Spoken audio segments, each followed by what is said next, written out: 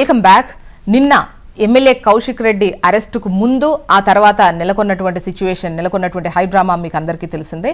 So ఆయన్ను arrest చేయడం అడ్డుకోవడానికి వచ్చినటువంటి మాజీ మంత్రి హరీష్ రావు, అదేవిధంగా వచ్చినటువంటి బీఆర్ఎస్ నేతలు ఎవరైతే వారిని అరెస్ట్ చేసినటువంటి క్రమాన్ని మనం చూసాము. ఈ క్రమంలో తెలంగాణలో కాంగ్రెస్ పాలన ఎమర్జెన్సీ పాలనను తలపిస్తోంది. ఇక్కడ జరుగుతోంది బుకాయింపు, దబాయింపు, బనాయింపు, అడిగితే కేసు, ప్రశ్నిస్తే అరెస్ట్ నడుస్తోంది అని చెప్పేసి అటు బీఆర్ఎస్ నేతలు పెద్ద ఎత్తున విమర్శలు చేస్తూ నిరసనలు కూడా చేస్తున్నటువంటి విషయం మనకు తెలిసిందే. మరి గెస్టులు రెడీగా ఉన్నారు, మాట్లాడదాం. బీఆర్ఎస్ నుంచి డాక్టర్ దత్తాత్రేయ, బీఆర్ఎస్ సీనియర్ నాయకులు, ఎండల లక్ష్మీనారాయణ గారు, మాజీ ఎమ్మెల్యే, బీజేపీ నుంచి. నమస్తే అండి, వెల్కమ్ టు ద డిబేట్. నమస్తే అండి. దత్తాత్రేయ గారు, ముందుగా మీరే ఇప్పుడు ఎమ్మెల్యేను అరెస్ట్ చేయడం అనేది ఇన్స్పెక్టర్ పట్ల దురుసుగా వ్యవహరించడం వల్లే చేశారు. ఈవెన్ మీ పాలన ఉన్నప్పుడు కూడా ఆ విధమైన దురుసు ప్రవర్తన ఉంటే అరెస్ట్ చేస్తారు కదా, చేయరా? అరెస్ట్లు అనేటువంటివి చట్టబద్ధంగా జరిగితే ఖచ్చితంగా వీటిని స్వాగతిస్తాం మేడం. అయితే ఒక ప్రజాప్రతినిధి తన పైన జరుగుతున్నటువంటి ఫోన్ ట్యాపింగ్ వ్యవహారం పైన ముఖ్యమంత్రి గారే స్వయంగా ఎవరైతే యాక్టివ్ గా ఈ కాంగ్రెస్ ప్రభుత్వం పైన 6 గ్యారెంటీలు, 13 హామీలు, మొత్తం ఓవరాల్ గా 420 హామీలపై ఎక్కడికక్కడ ప్రశ్నిస్తున్నటువంటి హరీష్ రావు గారు కావచ్చు, కేటీఆర్ గారు కావచ్చు, ఇవాళ కౌశిక్ రెడ్డి గారు కావచ్చు, వీళ్ళందరి ఫోన్ ట్యాపింగ్ వ్యవహారాన్ని మళ్ళీ ఈయన కూడా ఫోన్ ట్యాపింగ్ వ్యవహారానికి నాంది పలుకుతున్నాడు అనేది స్పష్టంగా అర్థమైంది. అర్థమైన తర్వాత కంప్లైంట్ ఇవ్వడానికి వెళ్తే తీసుకోవడానికి ఆయనకి ఎందుకంత అవసరం అంటే పోలీసులు కూడా ప్రభుత్వానికి వత్తాసు పలుకుతున్నట్టుగానే వ్యవహరిస్తున్నట్టు అర్థమైంది. ప్రజాప్రతినిధిగా ఆయన నా హక్కు ఇది, నేను కంప్లైంట్ ఇవ్వడం, తీసుకోండి, ఎందుకు ఇట్లా మీరు ప్రభుత్వానికి వత్తాసు పలుకుతున్నారని ప్రశ్నిస్తున్న క్రమంలో మాట పెరిగింది. అక్కడ జరుగుతున్నటువంటి దుర్భాషని వేరే విధంగా చిత్రీకరించి, అంటే ప్రభుత్వము వాంటెడ్ గా, గుర్తుపెట్టుకోండి మేడం, కేసులు పెడితే భయపడే పరిస్థితి బీఆర్ఎస్ కు లేదు. ఎందుకు భయపడం అంటే, నేను ప్రశ్నిస్తుంది తెలంగాణ ప్రజల కోసమే. తెలంగాణ ప్రజలు చూస్తున్నారు. ఈ దాదాపుగా 1 year కాలంలో కాంగ్రెస్ పార్టీ ఎన్ని విషయాలలో యూటర్న్ తీసుకుందో బీఆర్ఎస్ పోరాటం వల్ల, బీఆర్ఎస్ ప్రశ్నించడం వల్ల, హరీష్ రావు లాంటి వ్యక్తి పోరాటం వల్ల 3,50,000 మందికి రైతులకు తిరిగి మళ్ళా 2 లక్షల పై చెలుకున్నటువంటి రుణాలను మళ్ళీ వేయడం వల్ల కూడా, అదేదైతే సాయం చేసిండ్రో ఆ సాయం డబ్బులు కూడా రావడానికి కారణం బీఆర్ఎస్ ప్రశ్నించడం వల్లే వచ్చినాయి. అంతో ఇంతో ఇప్పటి వరకు కూడా జరిగింది పూర్తి స్థాయిలో కేవలం 60% ఆఫ్ ద పీపుల్ కూడా ఈ రుణమాఫీ డబ్బులు అందలేదు. ఇదొకటే కాదు, ఇథనాల్ కంపెనీ విషయంలో కావచ్చు, ఆ లఘుచరుల విషయంలో కావచ్చు, ఆదాని అంబానీ వీళ్ళ కుటుంబాల మధ్య ఉన్నటువంటి అక్రమ ఆర్థిక లావాదేవీల విషయంలో కావచ్చు, ఏ విషయంలోనే కూడా మేము ప్రశ్నిస్తున్నాం. ప్రభుత్వం నాలుక గరుచుకుంటుంది, వెనక్కి పోతుంది. ఫార్మా కంపెనీ అని చెప్పేసి తీసుకొచ్చి కాదు ఇండస్ట్రియల్ కారిడార్ అని చెప్పేసి మాట మారుస్తా ఉన్నారు. సో ఏ విషయంలో అయినా కూడా ఇప్పుడు నెలకొన్న ఈ అరెస్టులు వీటిపైన మనం మాట్లాడుకుందాం. తప్పకుండా మేడం. ఇప్పుడు ఈ అరెస్టులన్నీ కూడా గతంలో మీరు అన్నారు కదా, మీరు కూడా అరెస్టులు చేశారని ఒక మాట తీసుకొచ్చారు. మేము ఏమంటా ఉన్నామంటే, మేము అరెస్టు చేసిన సందర్భాలను మీరు ఒక్కసారి గుర్తు చేసుకోండి. ఏ సందర్భాలలో అరెస్టులు చేయాల్సి వచ్చింది? అధికారాన్ని తన చేతుల్లోకి తీసుకోవడమో, లేకపోతే రాజ్యాంగాన్ని తన చేతుల్లోకి తీసుకోవడమో, చట్టాన్ని తన చేతుల్లోకి తీసుకున్న వ్యవహరించిన ప్రతిసారి చట్టంతోనే పనిచేయించే పరిస్థితి వచ్చింది. కానీ ఈ రోజు మేము ప్రజాక్షేత్రంలో ఉన్నాం, ప్రజల మధ్య పోరాటం చేస్తా ఉన్నాం, ప్రజల కోసం ప్రశ్నిస్తా ఉన్నాం, ప్రజల అంశాలను ముందు పెట్టుకుని మేము పోరాడుతుంటే ప్రభుత్వానికి ఇప్పుడు ఒకటే గతంలో ప్రతిపక్షంగా ఉన్నటువంటి వాళ్ళు, ఇప్పుడు బీజేపీ కాంగ్రెస్ గతంలో ప్రతిపక్షంలో ఉన్నప్పుడు కూడా చాలా సందర్భాల్లో ఇంటికి వెళ్లి అరెస్ట్ చేసినటువంటి సందర్భాలు లేవా? అంటే ఆందోళన చేయబోతున్నారు, ధర్నాకు పిలుపునిచ్చినటువంటి క్రమంలో ఇంటికి వెళ్లి అరెస్ట్ చేసినటువంటి సిచ్యువేషన్స్ లేవా? ఇక్కడ 2 విషయాలు మేడం. ఒకటి, ప్రజాస్వామ్యబద్ధంగా పోరాటం చేసిన ప్రతి సందర్భంలో బీఆర్ఎస్ పార్టీగా గతంలో అధికారంలో ఉన్న ప్రతిసారి మేము ప్రజా సంబంధ పోరాటాలను మేము సహకరించినాం. వాళ్ళ వాయిస్ ని వినిపించమన్నాం, అది ప్రభుత్వం దృష్టికి వచ్చే విధంగా సహకరించినాం. ఏదైతే ప్రజా వ్యతిరేక పోరాటాలు జరిగిన ప్రతిసారి ఖచ్చితంగా చట్టం తన పని చేసుకుంది. పోలీస్ ఇంటెలిజెన్స్ వ్యవస్థని మీరు ఫోన్ ట్యాపింగ్ వ్యవహారంగా మలిచి మాపై ఎంత పెద్ద ముద్రేసే ప్రయత్నం చేసిరో చూసారు మనం. డైవర్ట్ పాలిటిక్స్ మీరు గుర్తుపెట్టుకోండి మేడం. రాజపాకాల పార్టీ విషయంలో కావచ్చు, ఫోన్ ట్యాపింగ్ వ్యవహారం విషయం కావచ్చు, వాళ్ళ కాళేశ్వరం విషయంలో కావచ్చు, ఇవి ఇంకా 5 సంవత్సరాల కాలం కాంగ్రెస్ పార్టీ అధికారంలోకి రావడానికి ప్రయత్నం చేసినా కూడా ఇవి ఎప్పటికీ నిగ్గు తేల్చవు, నిజాలు బయటకు రావు. ఎందుకంటే అందులో జరిగింది ఏమి లేదు. కానీ ఇప్పుడు ప్రస్తుతం జరుగుతున్నటువంటి వ్యవహారంలో రేవంత్ రెడ్డి గారికి అసలు ముందు నుయ్యి వెనుక గొయ్యి పరిస్థితి ఏర్పడ్డది. ఎందుకంటే అటు కాంగ్రెస్ పార్టీ పెద్దల నుంచి పోరుంది పదవి కోసం, మా నుంచి ఖచ్చితంగా ఆయన చేస్తున్న తప్పు నిర్ణయాలు. లక్ష్మీనారాయణ గారు వర్షం తీసుకుందాం ప్లీజ్. లక్ష్మీనారాయణ గారు, ఒకటి, గత ప్రభుత్వము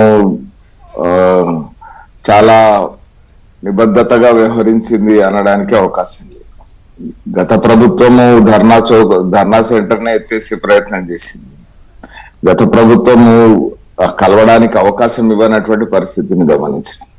గత ప్రభుత్వము అక్రమ కేసులు బనాయించినటువంటి పరిస్థితిని మనం గమనించాం. ఓకే, ఆ క్వశ్చన్స్ అవి నేను అడగడం జరిగింది. ఇప్పుడు ప్రస్తుతానికి సంబంధించి చెప్పండి మీరు. నేను ఈ మధ్యలో వదిలేస్తే ఈ ప్రభుత్వానికి క్లీన్ చిట్ ఇచ్చినట్టు అవుతుంది.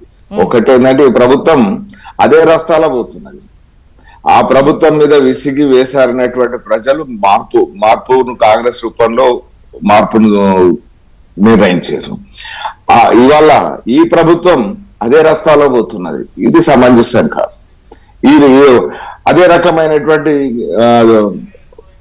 వాతావరణము, అదే రకమైనటువంటి ప్రజా వ్యతిరేకత ఈ ప్రభుత్వానికి ఏర్పడుతుంది. ఖచ్చితంగా ప్రజలకు ఏదైతే మేనిఫెస్టో ఇచ్చింది, ప్రజల ముందు మేనిఫెస్టో కాకుండా ఈ మేనిఫెస్టోను దాటి గ్యారంటీలు అని చెప్పి, మేనిఫెస్టో నమ్ముతారో నమ్మరో, ఈ గ్యారంటీ కార్డులు, ఈ రకమైనటువంటి స్థితిలో ప్రజల మధ్యకి వెళ్ళి వారు నిర్ధారించుకున్న గడువును దాటి చేసినప్పుడు ఇది ప్రజలను మోసం చేయడం. ఇది ఈ రకమైనటువంటి మోసాన్ని ఇది వంచన. ఇది ప్రభుత్వం పార్టీ పరంగా రాజకీయాల్లో జరిగినటువంటి వంచన. పార్టీ ప్రభుత్వంగా అధికారంలోకి రావడానికి అవగాహన ఉండి వంచన చేసింది అనేటువంటి భావన వాళ్ళ ప్రజలకు వచ్చింది. దాని మీద ప్రశ్నించినటువంటి వాళ్ళ మీద కేసులు బనాయించడం సరికాదు. రెండో విషయం, ఏదైతే ఇవాళ మభ్యపెట్టేటువంటి దాని రీతిలో వ్యవహరించడం ఇది కాదు. దాని మీద చర్చ పెట్టండి, దాని మీదకి రండి. ఇవాళ యాప్ల పేరు మీద కానీ, ఆ యాప్ల పేరు మీద ఏం చెప్పారు? 4.5 లక్షల ఇల్లు కడతామని చెప్పారు. ఈ ఒక సంవత్సర కాలంలో 4 ఇండ్లు కట్టలేదు, 4 ప్లాట్లు వంచలేదు, 4 ఇల్లు కట్టుకున్నందుకు పైసలు ఇవ్వలేదు. అయినా అంటే ఇది ఏ రకమైనటువంటి వంచన? బీసీలకు 20 లక్ష కోట్లు 5 ఏళ్లలో అన్నారు. 20,000 కోట్లు అయితే మొదటి సంవత్సరం రావాలి కదా. ఎందుకు అంటే 20,000 కోట్లు మొదటి సంవత్సరం బదులు 10,000 కోట్లైనా 15,000 కోట్లైనా ఇచ్చిర్రా అంటే అట్లా లేదు. అంటే మొత్తంగా ఇది మోసం కాదా? ఈ ఒక్క అంశం కాదండి. ఎన్ని హామీలు ఇచ్చారు, అన్ని హామీలకు సంబంధించి అన్ని రకాలుగా వంచారు. సాధారణ ప్రజా జీవనంలో సాధారణ పౌరుడు మాక్సిమం ఉన్నటువంటి నిధులను బట్టి, రాష్ట్ర పరిస్థితిని బట్టి చేసేటువంటి అంటే చిత్తశుద్ధితో ముందుకెళ్తున్నాం, కావాలనే విపక్షాలు ఈ విధంగా రాద్ధాంతం చేస్తున్నాయి అని చెప్పేసి అనేది వాళ్ళ వర్షన్. నేను ఒక్క విషయం ఇక్కడ చెప్పదలుచుకున్నాను. చెప్పండి. తెలిసి చేస్తే, తెలియక చేస్తే దానికి పనిష్మెంట్ తక్కువ ఉంటది. కానీ తెలిసి చేస్తే దాని పనిష్మెంట్ ఎక్కువ ఉంటుంది. అది కుట్ర కింద భావించబడుతుంది. ఇక్కడ ప్రజాస్వామ్యంలో ప్రజలకు సంబంధించి ప్రజల ముందు పెట్టిన మేనిఫెస్టో ముందు వారు మాట్లాడింది ఏంది? ఒక్క నిమిషం అండి. 7 లక్షల కోట్ల అప్పు ఉందని రాహుల్ గాంధీ చెప్పిండు, 7 లక్షల కోట్ల అప్పు ఉందని రేవంత్ రెడ్డి చెప్పిండు. మరి 7 లక్షల కోట్ల అప్పు ఉన్నది అనేటువంటిది మీరు చెప్పిండ్రు, అయినా కూడా ఈ హామీ ఇచ్చిండ్రు. అంటే మీరు ఇవాళ ఏ సాకు చెప్పినా సరికాదు. ఓకే ఓకే మానవతరాయ్ గారు, కాంగ్రెస్ నుంచి కాంగ్రెస్ అధికార ప్రతినిధి మానవతరాయ్ గారు కూడా జాయిన్ అయ్యారు డిబేట్ లో. నమస్తే అండి, వెల్కమ్ టు ద డిబేట్. ఇప్పటి వరకు విన్నారు, అడిగితే కేసు, ప్రశ్నిస్తే అరెస్టు అన్న విధంగా కాంగ్రెస్ పాలన నడుస్తోంది. పెద్ద ఎత్తున హామీలు ఇచ్చారు, అవి నెరవేర్చట్లేదు. ఆ విషయమై ప్రశ్నిస్తే, ప్రజా గొంతుకై మాట్లాడితే అరెస్ట్ చేసి లోపల కూర్చోబెడుతున్నారు. గత పాలన చేరి గుర్తు అనమాట. ఇవి ఆ విధంగా ఈ పరిపాలన లేదు. గతంలో కదిలినా, మెదిలినా, తుమ్మినా, దగ్గినా కేసు. అసలు స్వేచ్ఛ లేదు. టీవీ పత్రికలు ఆ ప్రభుత్వానికి వ్యతిరేకంగా రాస్తాయని చెప్పేసి ఆ పత్రికల మీద, 2 టీవీ ఛానళ్ల మీద, రకరకాల యూట్యూబ్ ఛానళ్ల మీద, జర్నలిస్టుల మీద అనేక రకాల దాడులు చేసి వాళ్ళ భయభ్రాంతులకు గురి చేసింది వాళ్ళు. ఇక అధికారం కోల్పోయిన తర్వాత కావాలని చెప్పి కుట్రపూరితంగా హరీష్ రావు గారి మీద ఫోన్ ట్యాపింగ్ కేసు నమోదైంది కాబట్టి, చక్రధర్ గౌడ్ అనే వ్యక్తి ఆధారాలతో ఆ కేసు నమోదు చేయడం జరిగింది కాబట్టి, ఆ అంశాన్ని పక్కదారి పట్టించేందుకు కౌశిక్ రెడ్డి పోలీస్ స్టేషన్ లో పోయి ఒక శాసనసభ్యుడా వీధి రౌడీనా అన్నట్లు వ్యవహరించి అధికారుల పైన దుర్తుగా ప్రవర్తించి నోరు పారేసుకొని ఒక రౌడీ ఏదో ఒక వీరంగం సృష్టించడం ప్రజలందరూ కూడా వీడియోలో కళ్ళారా చూశారు. అందుకే ఆ ఒళ్ళు బలిసిన చేష్టలకి ఆయన పైన పోలీసులు కేసు నమోదు చేశారు. ప్రజల కోసం ఆయన కొట్లాడితే కేసు చేయలే. రేవంత్ రెడ్డి గారు ఏదైనా పిలిపించి ప్రజల కోసం మీరు ఎందుకు చేయట్లేదు రుణమాఫీ అని చెప్పి ఇంటి నుంచి కదిలోపే ఇంట్లోకి పోలీసులు వచ్చారు. ఇది అట్లా కాదు కదా. అదేమో ప్రజల కోసం చేసిన రేవంత్ రెడ్డి గారు ప్రతిపక్షంలో ఉన్నప్పుడు ప్రజల కోసం పిలిపించి ప్రభుత్వం నిలదీసే విధానంలో భాగంగా ఇది ఒళ్ళు బలిసి చేస్తారని చెప్పి స్పష్టంగా అర్థమైపోయింది. కావాలని చెప్పి రాద్ధాంతం చేయాలి, ఫోన్ ట్యాపింగ్ వచ్చు, అవినీతి ఉచ్చులు మొత్తం కూడా పక్కదారి పట్టాలి. బీఆర్ఎస్ పార్టీకి మేడం చూస్తున్న అవినీతి ఉచ్చులు, ఆ ఉచ్చులు మొత్తం కూడా పక్కదారి పట్టాలని చెప్పి అరెస్టుల నుంచి తప్పించుకోవాలని చెప్పి ఈ కుట్రలు చేస్తున్నారు. ఫోన్ ట్యాపింగ్ అనేది క్లియర్ గా సాక్షాత్ రుజువులతో సహా ఉన్నది. భుజంగరావు గారు జైల్లో ఉన్నారు, అధికారి పోలీస్ అధికారి. తిరుపతన్న జైల్లో ఉన్నాడు, రాధాకృష్ణరావు జైల్లో ఉన్నాడు. ఆయన ప్రభాకర్ రావు గారు అమెరికాను శరణార్థి కోరిడు, నన్ను రక్షించండి, నన్ను కాపాడండి అని చెప్పి శరణ కోరిడు అమెరికా ప్రభుత్వానికి. ఆయన్ని రేపో మాపు తీసుకొచ్చే ప్రయత్నం ఉన్నాయి. కాబట్టి ఇవన్నీ కూడా వాళ్ళకు ఉచ్చులు బిగుస్తున్నాయి. కాబట్టి ఈ విధంగా పాపం తప్పించుకునే ప్రయత్నాలు చేస్తున్నారు. కంప్లైంట్ ఇవ్వడానికి ఒక ఎమ్మెల్యే టానాకు వచ్చి కంప్లైంట్ ఇవ్వడానికి వస్తే పట్టించుకోకుండా వెళ్ళిపోతున్నారు. అటువంటి ప్రవర్తనకే ఈ విధంగా మాట్లాడాల్సి వచ్చింది. చూడండి మేడం, వీడియో చూడండి ఎంత రాద్ధాంతం చేసింది. వచ్చి కూర్చున్న తర్వాత కాదు, వీళ్ళు అడ్డుకుంటేనే అప్పుడు ఆయన కూడా కంప్లైంట్ లో రాసింది వెళ్తున్నప్పుడు మళ్ళీ నేను వెనక్కి రావాల్సినటువంటి పరిస్థితి తీసుకొచ్చారు అడ్డుకొని అన్నట్టుగా చెప్పారు. తప్పు కావాలనేది గొడవ సృష్టించి గలాటా సృష్టించి ఈ హరీష్ రావు అనే అంశాన్ని పక్కదారి పట్టించడం, ఫోన్ ట్యాపింగ్ చేస్తే అది టెలికాం చట్టాల ప్రకారం కేంద్ర ప్రభుత్వం పరిధిలో ఉన్నది. నువ్వు ఒక శాసనసభ్యుడు, నీకు ఒక పార్టీ ఉన్నది, పోయి కేంద్ర ప్రభుత్వంలో విచారణ సంస్థలో ఫిర్యాదు చేయి. మా ఫోన్ ని ప్రభుత్వం ట్యాప్ చేస్తుందని చెప్పి అంత మాత్రం సోయి లేకుండా కావాలని చెప్పి విషం చిమ్మే ప్రయత్నంలో భాగంగా అని చెప్పి కుట్రలో భాగం అని చెప్పి అర్థమైపోయింది. ఇక్కడ కంప్లైంట్ కు సంబంధించి అంటే ముఖ్యంగా ఇది ఈనాడు పత్రికలో వచ్చింది. ఒకసారి చూస్తే సీఎం రేవంత్ రెడ్డి, ఇంటెలిజెన్స్ విభాగం డీజీ శివధర్ రెడ్డిలు తన ఫోన్ను ట్యాప్ చేశారని వారిపై కేసు నమోదు చేయాలని కోరుతూ కౌశిక్ రెడ్డి, బీఆర్ఎస్ నేతలు బుధవారం రోజు బంజారాహిల్స్ ఠానాకొచ్చారు. ఆ టైంలో విధుల్లో భాగంగా బయటకెళ్తున్న తన పట్ల కౌశిక్ రెడ్డి దురుసుగా ప్రవర్తించారని, తన వాహనాన్ని అడ్డుకొని తిరిగి ఠానాలోకి వెళ్లేలా చేశారంటూ బంజారాహిల్స్ ఇన్స్పెక్టర్ రాఘవేంద్ర ఇచ్చిన ఫిర్యాదు మేరకు పలు సెక్షన్లన్నీ ఇక్కడ నమోదు చేస్తూ కేసులు నమోదయ్యాయని ఇచ్చారు. సో అయితే ఒక ఎమ్మెల్యే వస్తే చూసి చూడనట్టుగా అంటే బయట వర్క్ ఉంది అని వెళ్ళి కావాలని అలా వెళ్ళారనేది వీళ్ళు చెప్తున్న మాట బీఆర్ఎస్ నేతలు.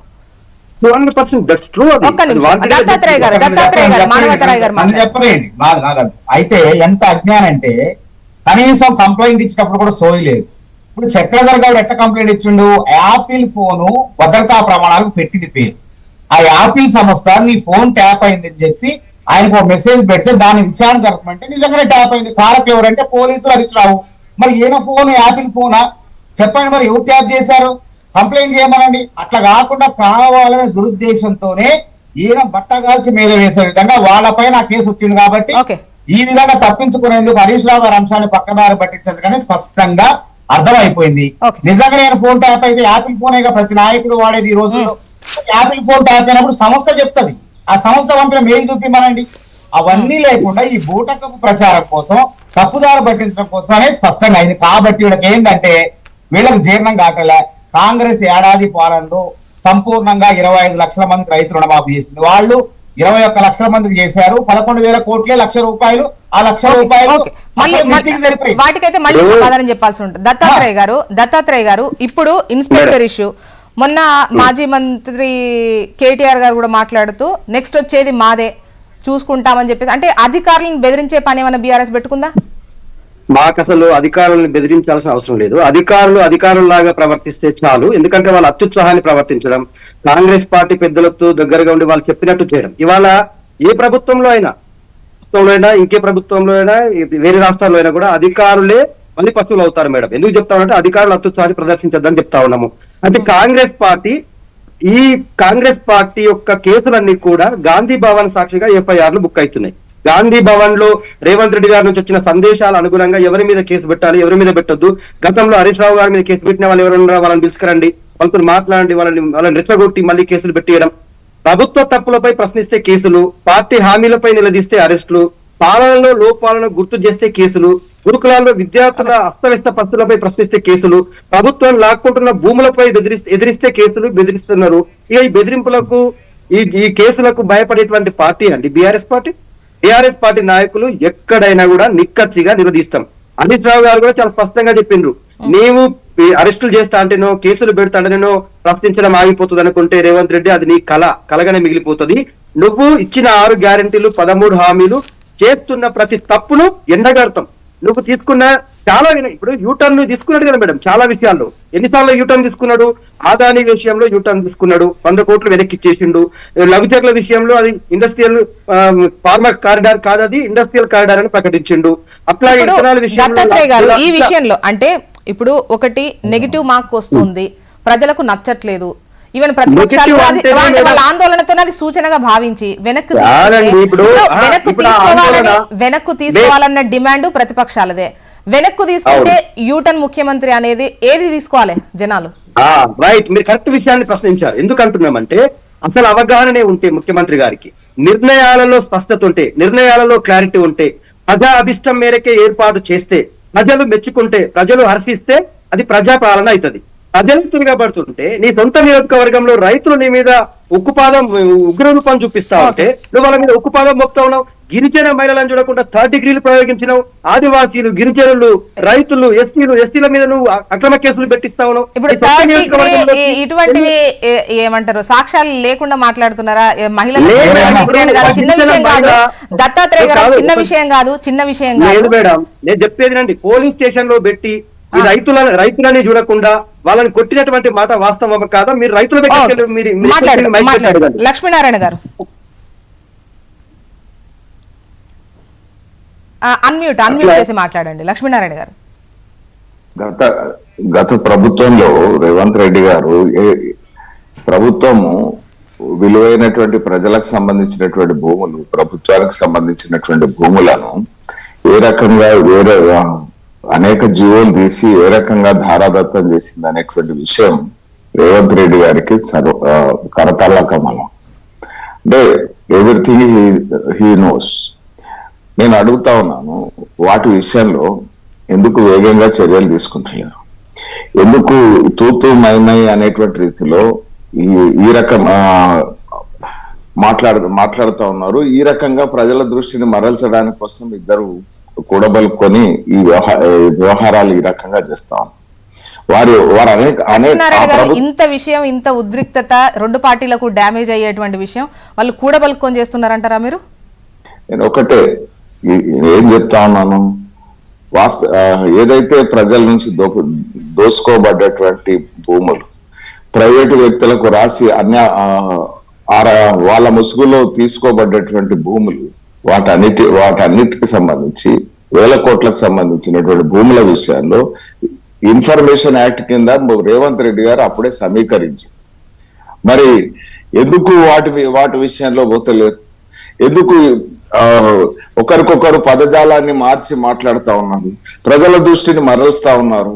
వాస్తవంగా ప్రభుత్వానికి చిత్తశుద్ధి ఉంటే ఆ రోజు చేసినటువంటి ఆరోపణల విషయంలో ఈ రోజు ఎందుకు అవసరమైనటువంటి చర్యలు తీసుకుంటలేరు? ఎందుకు ఆ రకంగా వ్యవహరిస్తలేరు? ప్రజల నుంచి దోసుకోబడినటువంటి సొత్తును ఎందుకు రికవరీ చేయడానికి అవసరమైనటువంటి రీతిలో చట్టసభల్లో నిర్ణయాలు తీసుకుంటలేరు? వాటిని వెలికి తీయండి. ఈ ప్రజలకు ఇప్పుడు మీరు ఇచ్చినటువంటి హామీలకు సంబంధించినటువంటి ప్రభుత్వానికి రిటర్న్ గా ప్రభుత్వం నుంచి వేరే వాళ్ళకు అక్రమంగా కేటాయింపుల విషయంలో రెక్టిఫై చేయండి, నిర్ణయాలను రద్దు చేయండి, రద్దు చేసి ధారాదత్తం చేసుకొని సంక్షేమానికి వినియోగించండి. ఎందుకు ఈ రకంగా వ్యక్తిగత దూషణలు, వ్యక్తిగత భాషణలు? నేను టెలికాం కి సంబంధించి ఏదైతే ఉందో డెఫినెట్లీ ఇది ప్రైవేటు వ్యక్తులకు సంబంధించి వ్యక్తి స్వేచ్ఛను హరించేటువంటి విషయం. దీని వెనుక రాజకీయ దురుద్దేశంతో, రాజకీయ లబ్ధి కోసం దీని ఇంటెలిజెన్స్ వ్యవస్థను దుర్వినియోగం చేసిన అనుకున్నటువంటి వాళ్ళు ప్రతి ఒక్కరు చట్టపరంగా విచారణ ఎదుర్కోవాల్సిందే, చట్టపరంగా శిక్షించబడాల్సిందే. ఓకే, మానవతరాయ్ గారు, మానవతరాయ్ గారు, అంటే చెప్పండి. ప్రజలకు ఇబ్బందికరమైనవి కావచ్చు ఈవెన్ ఇప్పుడైతే ఫోన్ ట్యాపింగ్ వ్యవహారం అండ్ గతంలో జరిగిన ఆందోళన నిరసన వీటన్నింటికి కూడా అంటే ప్రజా ఆందోళనను ఇది ప్రతిపక్షమే వెనుకుండి చేయిస్తుంది అన్నటువంటి విధంగా పార్టీలపై కేసులు నమోదు చేస్తున్నారు. ఇంకా ఓవరాల్ గా చెప్పాలంటే ఇవన్నీ కూడా డైవర్షన్ పాలిటిక్స్ కిందనే ప్రతిపక్షాలు చూస్తున్నాయి. డైవర్షన్ చేయడానికి అవకాశం ఉంది మేడం. అన్ని సంక్షేమ పథకాలు కూడా ఒక్కొక్కటి అమలు చేసుకుంటూ పోతున్నాం. ఇచ్చిన వాగ్దానాలని కూడా వాళ్ళు అన్నటువంటి మహిళలకు ఇస్తున్నట్టు మహాలక్ష్మి 2005 కూడా సర్పంచ్ ఎన్నికల్లో, ఆసరా పెన్షన్లు కూడా సర్పంచ్ ఎన్నికల్లో పెంచబోతున్నాం. రైతు భరోసా కార్యక్రమాలు కూడా సంక్రాంతిలోపు అమలు చేయబోతున్నాం. కాబట్టి వాళ్ళ లెక్క గతంలో లెక్క ఇచ్చిన మాటలు తప్ప చేతగాక నా 10 ఏళ్ళు రుణమాఫీ చేసినట్టు కాదు మాది. కాబట్టి లగచర్ల ఘటనలో అబాస్ పాలయ్యారు వాడు, కృత్రిమ ఉద్యమం సృష్టించి రైతులే సంగారెడ్డి జైలుకు పోతే కేసీఆర్ ని చీకొట్టారు. ఇది వాస్తవం, కనుక్కోండి అక్కడ. నేను చెప్పింది కదా. అదే విధంగా ఇథనాల్ ఫ్యాక్టరీ నిర్మల్ దగ్గర దాన్ని ఎవరు అనుమతులు ఇచ్చారు? ఒక ఇతర పెట్రోల్ నుంచి ఇథనాల్ వేరు చేసే సంస్థ, పారిశ్రామిక సంస్థ కాకుండా మళ్ళీ దాన్ని ఆల్కహాల్ తయారు చేసేటువంటి పరిశ్రమగా దాన్ని మార్చారు. దాంట్లో తలసాని బీఆర్ఎస్ నాయకుడు తలసాని శ్రీనివాస్ యాదవ్ కొడుకు సాయి యాదవ్ ఉన్నాడు, ఆయన పార్ట్నర్ గా వ్యాపార భాగస్వామిగా. కాబట్టి ఆ ప్రజలు వద్దంటే మేము అధికారంలోకి వచ్చిన తర్వాత వద్దు మాకు ఈ పరిశ్రమ అంటే తప్పకుండా వాళ్ళ అభిప్రాయాన్ని గౌరవించడం. వాళ్ళ లెక్క మల్లన సాగర్ లో ఇష్టం ప్రజలనే పశువుల కన్నా హీనంగా ప్రజలపై దాడి చేస్తే ప్రజలకు అండగా ఉన్నాం తప్ప పోలీసుల పైన, ప్రభుత్వ అధికారుల పైన, కలెక్టర్ పైన. మానవతరాయ్ గారు, గతంలో ప్రతిపక్షంలో ఉన్న టైంలో ప్రజా ఉద్యమాలు చేసినప్పుడు మీరు వాళ్ళకు సంఘీభావం తెలిపి మద్దతు తెలిపి మీరు నిరసనలు చేసినప్పుడు కేసులు ఫేస్ చేశారు. ఇప్పుడు అదే పోకడ అధికారంలోకి వచ్చాక మీరు చూపిస్తున్నారా వాళ్లకు? అప్పుడు మేము ప్రజల కోసం త్యాగం చేసి వాళ్ళకి జరిగిన అన్యాయం తరపున దెబ్బలు తిన్నాం. వాళ్ళ కోసం ఆ పోలీసులు ప్రభుత్వ అధికారులపై దాడి చేయకుండా న్యాయ పోరాటం చేసినాం. అందుకే ప్రజలు మాకు అధికారం ఇచ్చారు. వీళ్ళు ఏం చేస్తున్నారు? వీళ్ళని కాపాడుకోవడం కోసం వీళ్ళ అవినీతి అంశాలు పక్కదారి పట్టించేందుకు ప్రజలకు తెలవకుండా ఈ రకమైనటువంటి నాటకాలు ఆడుతున్నారు. నేను అదే అంటున్నా, నిజంగా పాడి కౌశిక్ రెడ్డి ఫోను ట్యాప్ అయితే ఆయన ఏ కంపెనీ ఫోన్ వాడతాడు? ఆయన తప్పకుండా యాపిల్ ఫోన్ వాడతాడు. Apple phone సురక్షితమైనది.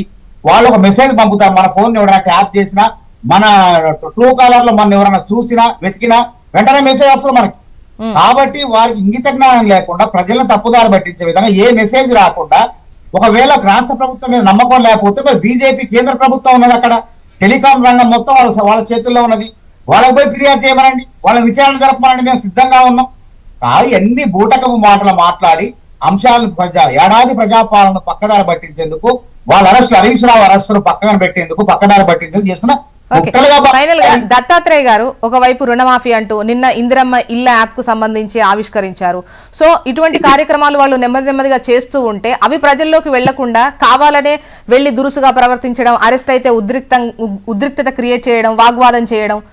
సో మీరు అదే చెప్పండి. ఇప్పుడు మా మిత్రుడు మానవతరాయ్ అస్యాస్పదంగా మాట్లాడుతుంది. మేము అసెంబ్లీ ఎన్నికల్లో ఇచ్చిన హామీలను సర్పంచ్ ఎన్నికల్లో నెరవేరుస్తాం కదా అంటున్నాడు. ఇవి మహిళలకు ఇస్తున్నటువంటి 2500 రూపాయలు, వృద్ధులకు వికలాంగులకు ఇస్తున్నటువంటి పెన్షన్ డబ్బులు అసెంబ్లీ ఎన్నికల సమయంలో ఇచ్చిన హామీయా, సర్పంచ్ ఎన్నికల్లో ఇచ్చిన హామీనా?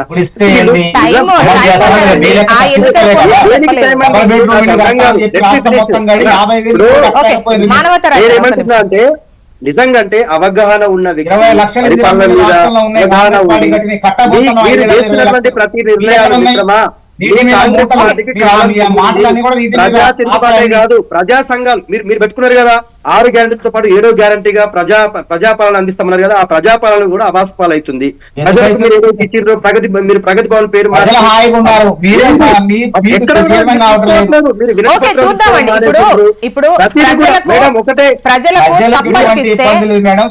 ప్రతిపక్షాలు వచ్చి నిలబడ్డా కూడా ఆందోళనలో ప్రజల భాగస్వామ్యం కాదు. రుణమాఫీ చేసినాం, ఇది